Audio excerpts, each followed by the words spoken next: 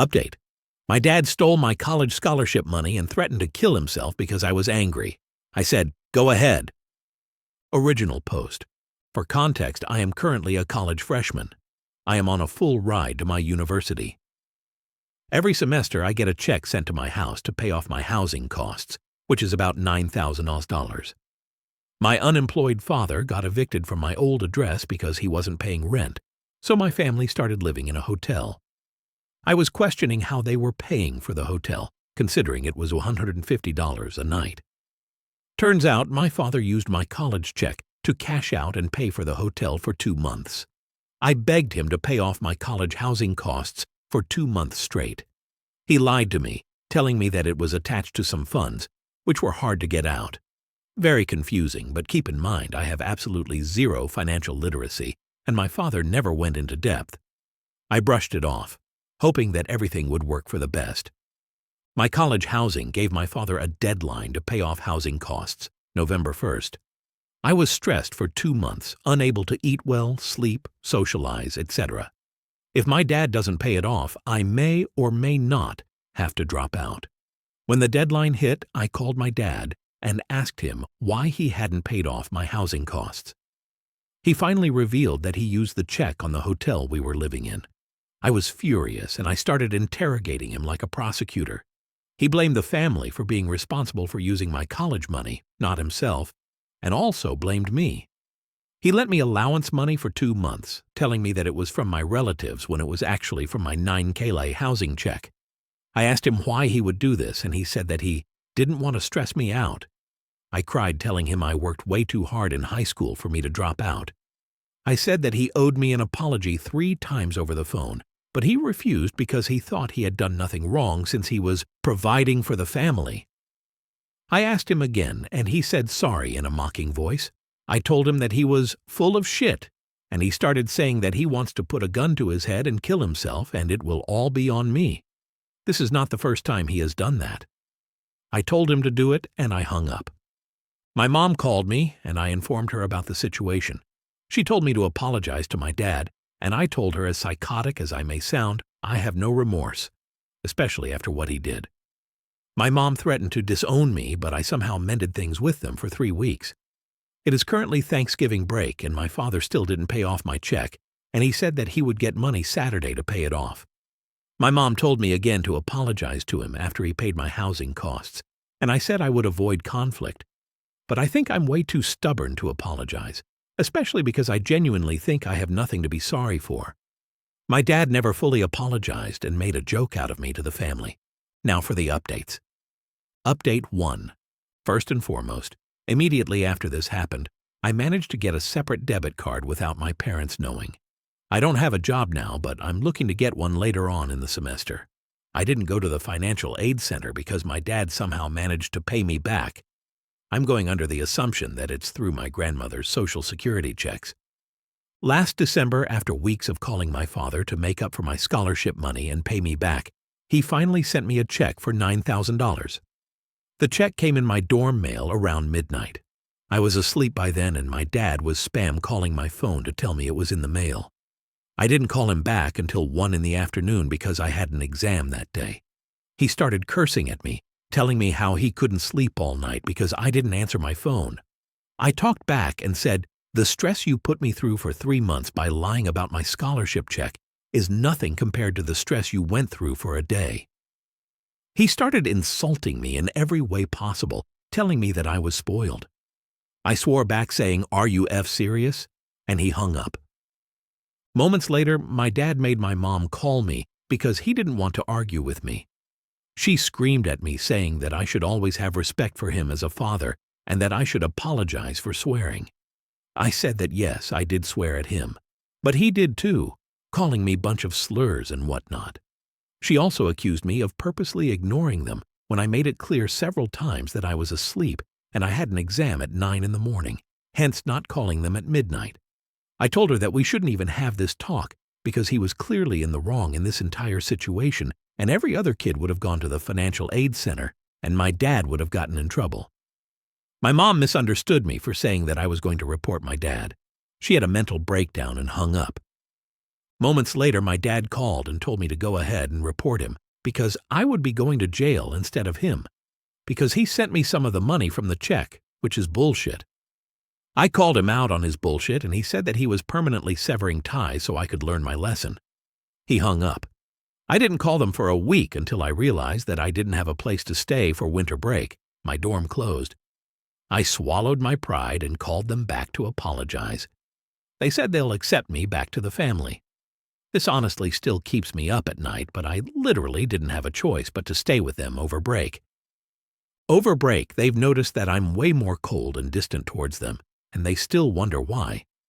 Luckily, I got the 9 check from my university to pay for this semester's housing fees. The best thing that came out of this is that I ended up reconnecting with my estranged sister, F25. Long story short, my father financially abused my sister for years, maxing out her credit cards and leaving her 20K in debt. They cut all ties a year ago after my sister started dating a guy they didn't approve of. When I was on good terms with them, they painted her as the bad guy, telling me that she betrayed them by choosing her boyfriend over the entire family. I also didn't know that my dad financially abused her. Turns out she was in the same situation I was in and ended up dropping out because my dad didn't let her take out a student loan. I talked to my sister, and she said that she was honestly glad that she severed ties with them because she's finally financially independent, even if she's not financially stable. We're closer than ever, and I probably consider her as a shoulder to lean on. Mentally, I'm really not doing well. I'm generally stoic, but this is taking a hard emotional toll on me because my family was my world. Before college, I always knew my father was insane, but my mother was my ride or die. I told her everything. I helped her through her marital problems. She told me everything. And the fact that she chose my abusive, unemployed father, the man that she always talked about wanting to divorce, over her daughter is heartbreaking. She still expects me to be her armchair therapist, and she told me she wants me to act like how I did before. I told her over break that no matter what she does, she will never mend back the trust I had for her then. And my father, despite his flaws, I never expected him to use my check. He put such a huge emphasis on education and told me he wanted me to have the life he never had. And knowing he would sacrifice my education just so he could live in a fancy $150 hotel is very disheartening. Recently, I've been very isolated. I still talk to a few people. My grades are falling, and I haven't been eating or sleeping well. Maybe this situation should be a wake-up call for me, but I've come to the point where I'm completely apathetic about everything. I refrain from drugs, thankfully, but even so, I feel like my life is on autopilot. Final update. As you may or may not know, I made 2 posts several months ago about my father using up my college money. I also want to clear up some confusion about the posts. My parents are religiously married through the Catholic Church in another country, but they never got legally married because my dad doesn't want my mother to get a green card. And yes, in some colleges like mine, the education system in America still use checks, but most people use direct deposit. I am glad to say that he no longer has access to my finances, and I am in low contact with them. Thanks to the advice of this subreddit, I got my Social Security card and other documents months before I left for college. I also managed to get my first job. I distanced myself from my parents, and I took a lot of time to reflect on them and their actions. They also distanced themselves from me after I finally put my foot down and refused to give them financial assistance. They said that I was self-absorbed, and once again my father told me he would kill himself if I didn't help him. And this time, instead of telling him to off himself, I told him that's a decision he would make and I can't be responsible for it. I realized no matter what I do, they'll never change. They will always be the type of people to financially leech off of others, using their suicide threats and weaponizing self-pity, but they're too emotionally stunted to see the faults of that. Their psyche is so twisted, and I spent a lot of time mourning for the parents I never had. They were never meant to be parents, but they're also people. Sometimes people like them exist. As for my mother, she completely turned her back on me and said that I was a TV villain for not giving my father the money he deserved for raising me and my siblings. I told her he was never emotionally present as a father, and neither was she. Not just from the suicide threats, but also by being a threat to our well-being. She used to treat me as a friend and therapist, but rarely as a daughter. She used me to complain about the emotional and mental abuse my dad inflicted on her. But at the same time, she was also the person to turn her back on me in a blink of an eye if it meant protecting my father's feelings and making him happy. Sometimes she went as far as to attack me or my siblings if we did anything to make him crossed. I guess I still have a lot of pity for her, considering that she is an illegal immigrant in an abusive situation. But it doesn't outweigh the damage. It was impossible to communicate with her, since he was her own little world. I don't think she really loved me or saw me as a person or a child, just an outlet for her emotional dysfunction. Recently, my mother called me and lied about my dad being ill so they could rake a couple of bucks from me again. I told them to find their own source of money and hung up. I check up on my little brothers every now and then. They're currently still living in the hotel. While their physical safety isn't harmed, I still struggle with the guilt of leaving them behind, and I'm unclear on what the future holds for them. This past year, I learned what it meant to be independent, not just financially, but to be free from the mental control of them and making those decisions for myself. Needless to say, I'm happier. I'm surrounded with good and caring people. My grades aren't great, but better, and I'm finally in a good place right now. In the end, everything's going to be all right. And even if it's not the end. Story 2. Update. Am I the a-hole for not wanting to move my wedding dates because my sister is pregnant? Original post. So I'm in a bit of a weird situation. My fiancé and I aren't the most traditional and wanted to have our wedding as more of a family vacation with the bonus of a wedding. My parents have a beautiful lakefront house that we decided to have our wedding at. When we were initially planning our wedding and figuring out dates, I wanted to have it on June 26th. The 26th was important to us because that's the day my fiancé and I first met, but when speaking it over to my family, my sister said no because she already had a vacation on that date. I was sad, but it wasn't the end of the world, so we decided on June 4th to June 9th. Everything was working out perfectly. I let both of our families know to put our wedding down for those dates and started wedding planning. It was all perfect until last night. I got a FaceTime from my dad who showed me the ultrasound, and I was super excited. All of the congratulations jumping around because I'm going to be an auntie. I'm so excited for them and for my future niece or nephew. But it all came crashing down when I asked my sister when she is due, and she said, May 1st, so we're going to have to talk about your wedding. I assumed she just meant that she wasn't going to be able to be in attendance. So I told them that it's okay, we can just FaceTime them in, and her jaw dropped. Then my mom said we can just push it back to September. I knew my emotions would get the best of me, so I said we can talk about it later, so we went back to congratulations and thinking of baby names. After the call, I can't lie, I had a bit of a breakdown. I already moved my dates once to accommodate my sister, which was all fine, and I didn't push back on it. But after 7 months of planning our wedding around this date and having my fiancé family plan around it, I don't want to change it. Unfortunately, I know my family, and they will push for me to move it and will disrespect my decision not to. I know traveling with a newborn baby is going to be hard, which is why I offer up FaceTiming her in, but it seems like that's offensive to them to not want my sister to be present at the wedding. I feel so insanely guilty about being upset over having to change my wedding dates because my sister is pregnant. She's bringing a beautiful new family member into our lives, but I'm still a bit heartbroken that if I don't change the wedding date, that I will be seen as inconsiderate and an asshole in my family.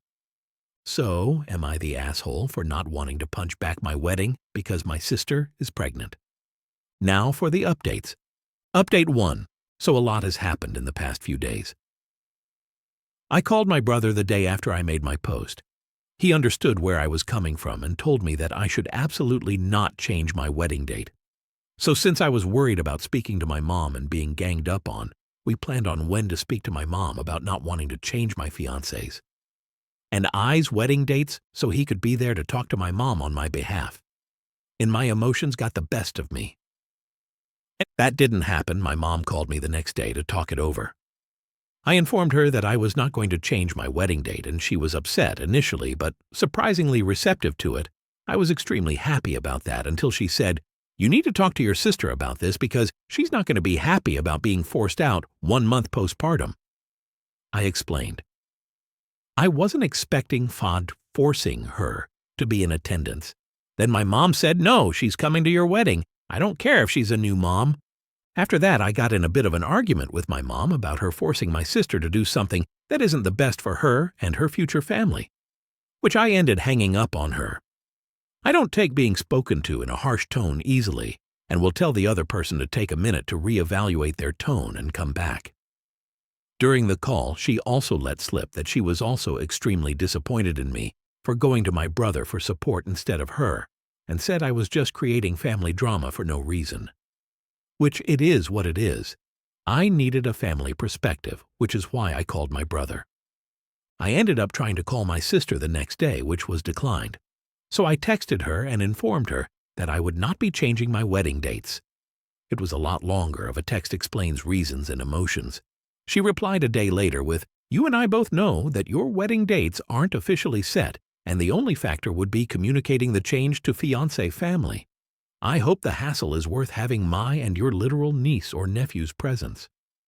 I explained that I have already ordered Sanchit put money down on multiple things, as well as having my fiancé's family planning, accommodating around this date for 7 months. She was not receptive in my opinion and said, "There are really no excuses.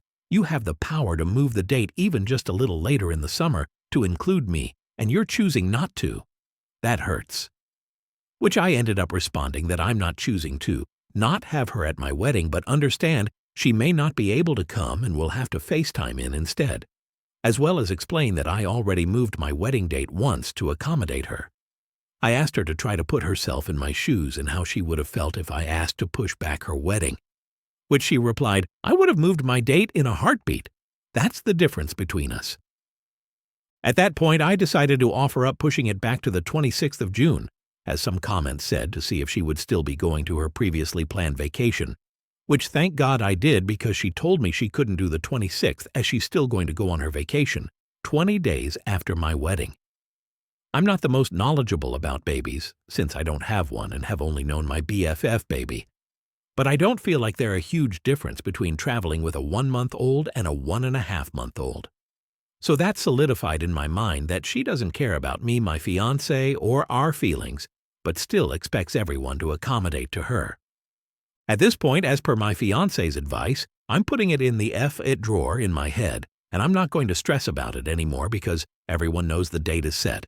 If my family would like to show up to my wedding, that would be amazing, but if not, I'm not going to be upset.